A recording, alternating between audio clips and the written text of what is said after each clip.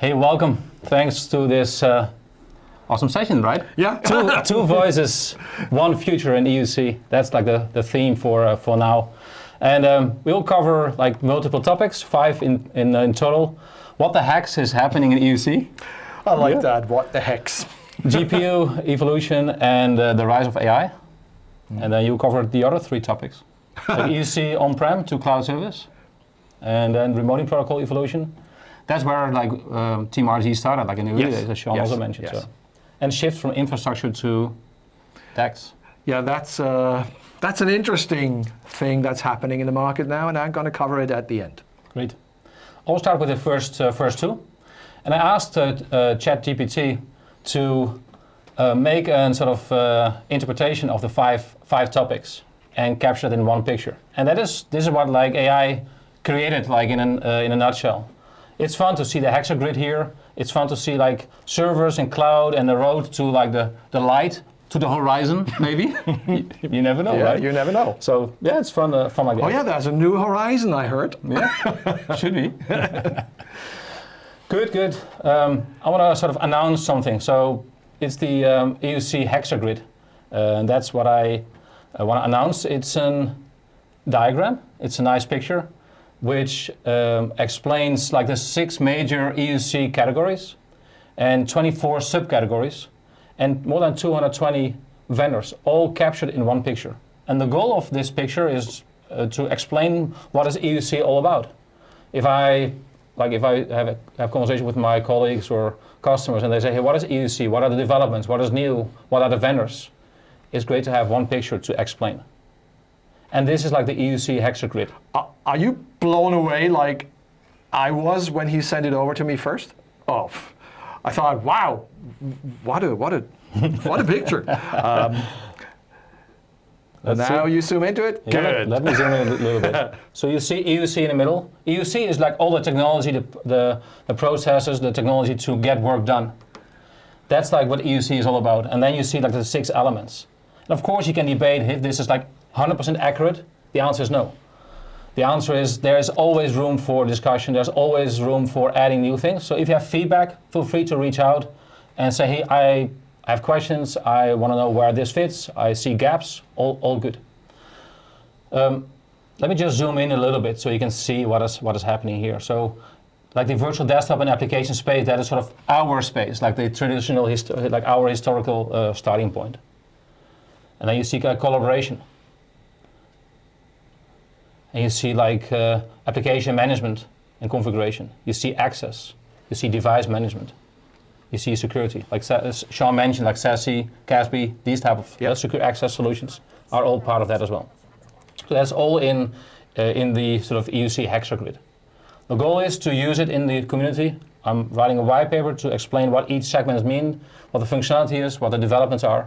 So that's like that's what you can expect next week. Or when you watch the recording later, that's what you can download today. So if you want to download the hexagrid today, it's available to do. Go to this QR code and download the EUC hexagrid right away. You can use the hexagrid if you want in your own content as well. Just like reference the source and all good to go. Before we continue, there was an interesting question on a chat if we cannot afford 2 headsets for the 2 of us.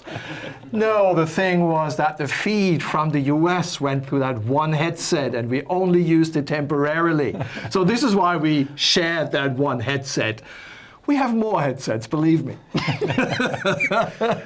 ahead. We'll see. So the first topic, what the heck is happening in end-user computing? Gen AI in the workspace is the buzz, is the excitement, and is the hype for sure. I would say everyone here, or I would say almost everyone here, is probably active with it or getting sort of their toes in the water.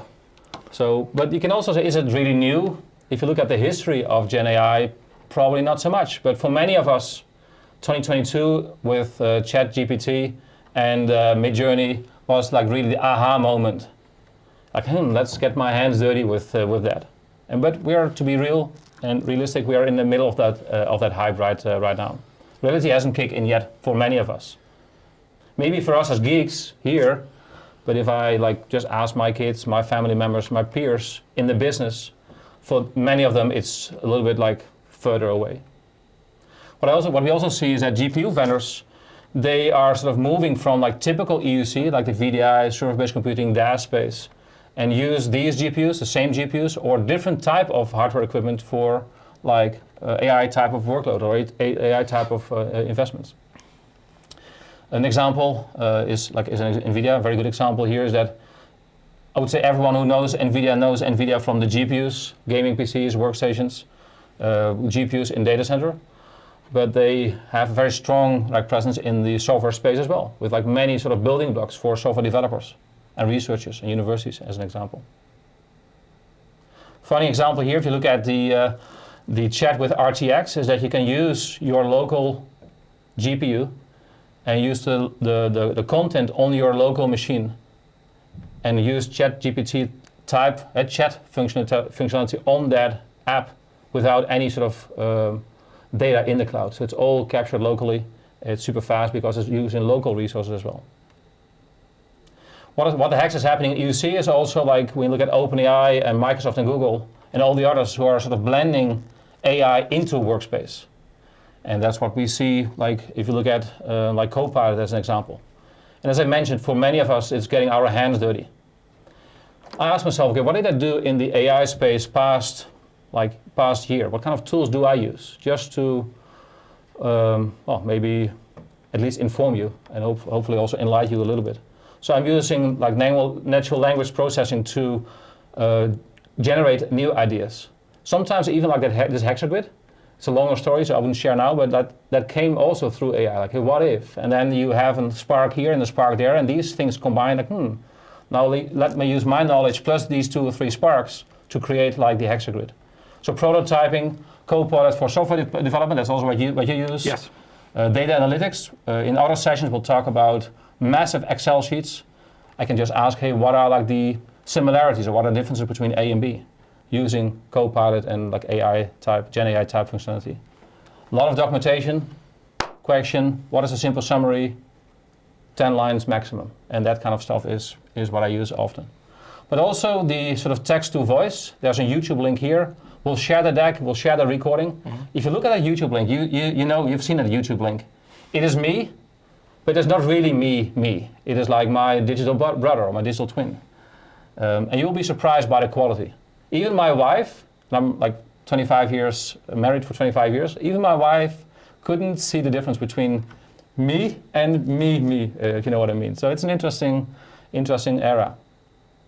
But also it is very important to still know your stuff, because you can ask like a chatbot, like, hey, create a blog post about vision, sustainability, and thin clients. It will create decent content, but not 100% accurate. It's like 70% accurate. If I just publish that content, I will look stupid. So I need to know what I'm talking about to make it real and make it sort of correct. But right now, Gen AI is also like, I would say, still narrow and tactical. It's still very early days. Maybe that's a simple summary of that. What else is happening in EUC?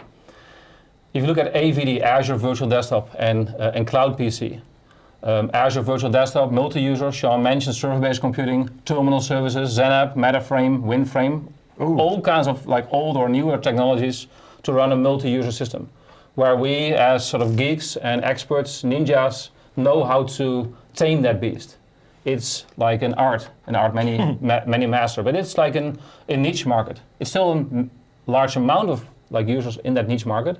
But the real market is like where Cloud PC sort of unlocks. So that's the idea, that's a promise, with like 500 million total addressable market. Then it becomes not niche, but like mainstream. And that is happening in our end user computing space. So that is great. Now AVD historically is like public cloud, is Microsoft only.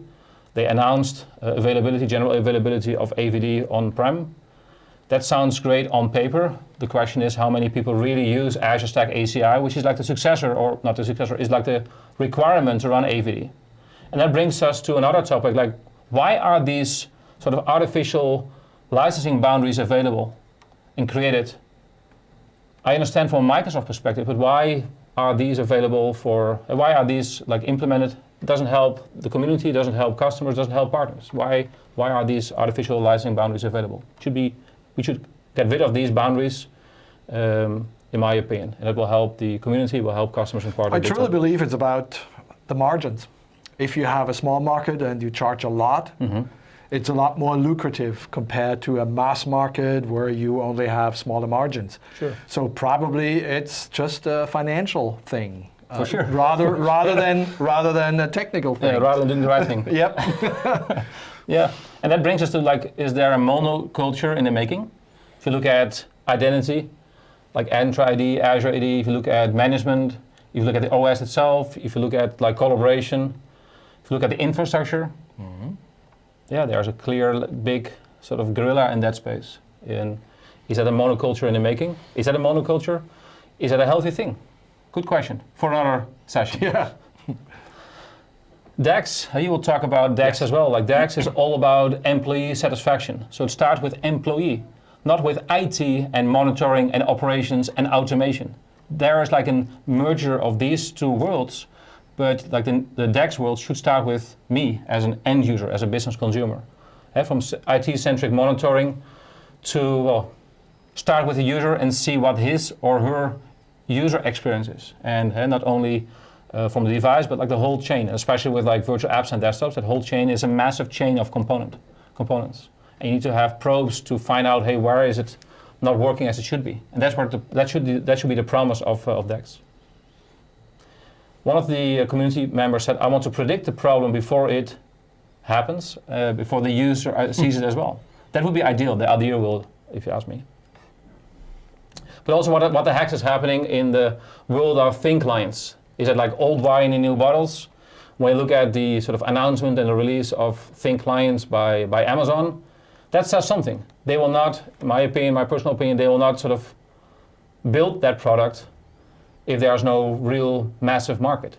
So that says something also about the sort of adoption and the total addressable market of virtual desktops and apps, whatever kind of format, if it's like multi-user, single user, as a service, on-prem, doesn't matter, like as a whole. There already is a massive market, and that market is growing as well. So there's a revival happening on the thin client side. Not only to use a thin client as a jump board to VDI and DAAS, but also to use these type of thin clients with a Linux OS or maybe a Chrome OS or a lightweight Windows OS maybe in the future to access web and SaaS applications, besides Windows remoting applications. Also some vendors, they have like a Linux OS. Some of them are smart, they call it repurpose. I like that name. To repurpose hardware, to use that hardware as a jump board to access web and SaaS applications and Windows applications through DAAS and application remoting. Especially with like a lot of old, air quote, old hardware, which is still doing fine, and repurpose that hardware to build a modern, secure, lightweight machine. Does that kind of bring back the old idea of converting an old fat client into a thin client, but having a lot better components now? Yeah. So they're so powerful now that we can really do it and do not destroy the user experience. Exactly, exactly. And then like the other topic is like from virtual apps and desktops, stormy weather or perfect storm? That's an interesting one. For some it is in stormy weather. If I look at VMware right now or VMware EUC, Citrix in some degree with refocusing. And for others it's like a perfect storm. Interesting to see what's happening in that space. And for many customers it's stormy weather because now they go through tough decision making processes. For consultants, it's the perfect storm. I mean, if everything stays the same, there is no work for consultants. Now, if there's confusion out there in the market, good times for consultants. Exactly, exactly.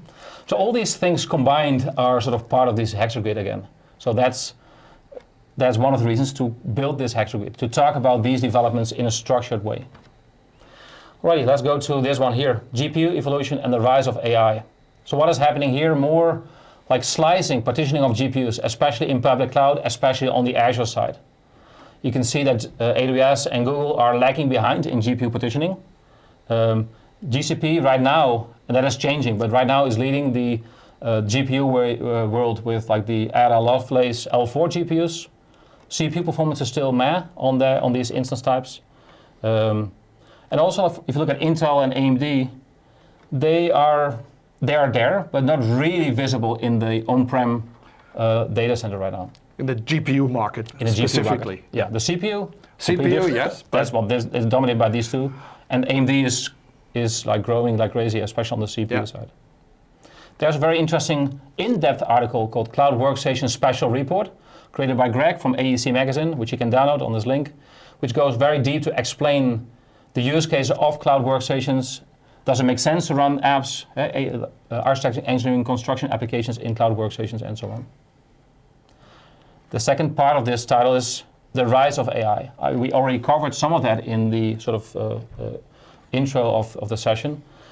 VDI by day, AI by night. You asked the question, is it real? Is it real? Well, I think in public cloud it is real, because if I don't use the GPUs... I totally agree in public cloud, but I'm talking to customers and other vendors who are not the hyperscalers, and they don't do that. Yeah. Oh, Johan does. So there is some. Oh, Johan does. Yeah, that's correct. But not mainstream. But also the changing role, or well, maybe not a changing role, but the dynamics in our space where containers and container management are key in like the AI workloads. So if you want to like tip your toes in that AI space, there are two angles. One of them is, okay, consume, like I explained, how I consume like AI solutions. Or on the other side, like more on the back-end side of things, to build platforms, to build infrastructures, or to integrate infrastructures from a container and container management perspective to run these type of workloads. And NVIDIA is leading the pack right now, for sure. When you look at a GPU, look at the stock price, that says something. There's a massive hype as well. And the beauty of NVIDIA AI Enterprise is that it's like a sort of a supported stack with like 50 or more than 50 sort of building blocks, which you can use out of the gate. And one of the building blocks is also what we use is vGPU, but that's a different story, nothing to do with AI specifically. I did add this slide particular because not in this session, but in other sessions, I will talk about different sort of GPU options in cloud, public cloud. And the sort of yellow highlighted items here are the typical instance types I see when I use like desktop as a service in Azure, Amazon, Google. I don't see Oracle in the EUC space a lot, or don't see them at all, to be honest, but these three major ones for sure. And then many people will ask, hey, what kind of GPUs on the NVIDIA side are sort of common and new and state-of-the-art today? And that's what this slide is all about. So L4, A16, L40 is what I see, like most of them. Lower end, lowish end is like A16, sometimes L4. L40 is like the beefy GPU. And of course, everyone will ask, hey, what are the details about these GPUs? That's why this slide is here as well, so just to highlight them. Some people ask, hey, what is the A10? I've never seen the A10 in an on-prem environment. That's correct. Yeah. Because the hyperscaler did buy all the A10s available and put them in their own data center. That's why you don't see them in your on-prem environment. And to summarize what the heck is happening in end-user computing, yesterday was Valentine's Day, so I thought in that sort of motion, roses are red, violets are blue. I love EUC. How about you? Yeah, after 2 beers, I found that very funny. Exactly. Cool. Yep. So, you know, Ruben said at the beginning he's going to cover 2 of the topics out of the 5. That was not 100% correct, simply because I look at the same kind of stuff, but he looks at it from the perspective of a market analyst. I look at it from the perspective of a scientist, a DEX scientist, basically, going to customers and helping them to find out what is the ideal solution for them, what is the ideal end-user computing solution for them, and running benchmarks for that. That means I get a lot of feedback from the field, from those customers that are not using the latest and greatest technology, but just have to deliver a good enough user experience. And this is a nice example on the slide. So what you see here is like a screenshot of one of the tests that I'm running at one of my customers, and they're using Blender. Using Blender for virtual drone flights in cathedrals. And they wanted to know if they can have the city planner desktops also virtualized, or if they need physical machines. So, I mean, there are many city planners in all the cities globally, but now they start looking at it seriously. So what they do is they use their standard CAD/CAM workstations, but they want to dial into those. So it's not like technology with a beefy, brand new AI-enabled GPU. They want to start with what they have today. And so this is how I look at this market. And when comparing these Blender flights, this is fascinating because they have real drone data. So they have a drone pilot, and this drone pilot goes and records everything when he flies the drone in the cathedral and outside of the cathedral. And then they do the planning, plus they create virtual flights where it can fly through walls. You feel a little bit like Harry Potter because you can go through walls. And this is very interesting, a use case they're using this technology for. And so if we go to the next slide, you will see what kind of findings well, I get when talking to that kind of customers, which has a lot in common of what Ruben just shared with us. Because what I see is they want to go from physical. Next step is on-prem EUC. Wonderful. We have done that before. We know very well how that works. And then they want to go to cloud DAAS, because more and more countries have their government clouds. So they can use cloud technologies for more and more use cases. But I see the first customers going back. And that is interesting because they used the cloud for a year. It was too expensive. So they asked me, what can we do? Can we do some tests to find out if we can bring back some of these things on-prem and check out what the price is and check out what the end user experience is with that kind of technology? This is what I see, though the pendulum is swinging. And like I said earlier, there's a lot of confusion in this market, what to do next, what customers should do next with their existing infrastructure that they have, with their existing knowledge. They cannot jump from one topic to the next, from one product to another within a couple of days. That's impossible. So we see these slowly swinging pendulums within the customers. So, and they asked me to come on board very early on. So I'm a day -1 tester, typically before things go into production.